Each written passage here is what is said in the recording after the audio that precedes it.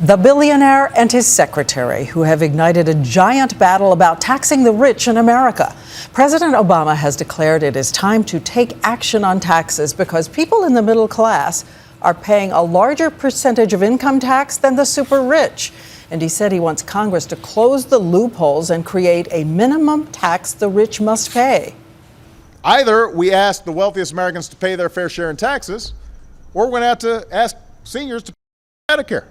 We can't afford to do both. This is not class warfare. It's math. And tonight we're going to break it down with three big questions. Do Americans think it's fair to raise taxes on the rich?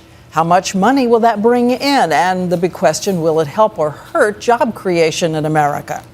ABC's Bianna Golodriga begins it all with the billionaire and his secretary who lit the fuse on the whole fiery debate.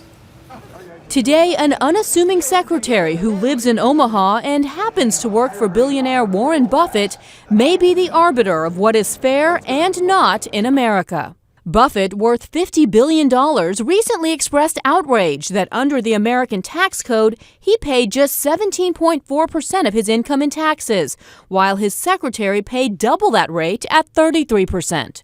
I don't think our tax system is very equitable. The reason for this difference is that she has a regular job and gets a simple paycheck, while he gets tax breaks because of his high-flying investment income. Enter the White House today.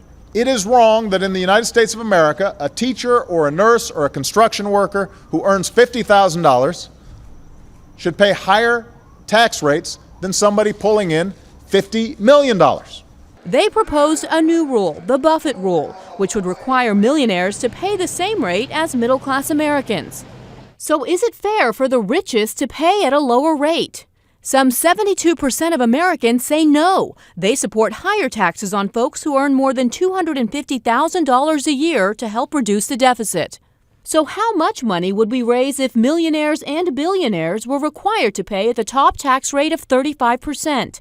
Based on IRS figures from last year, the new rule would add some $37 billion a year to the nation's coffers. There is an opportunity to raise a fair amount of money there, but it's not going to be the way that we solve a $4 or $5 trillion deficit problem.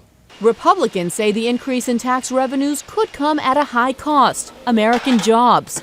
Will attack job creators, divide people, and it doesn't grow the economy.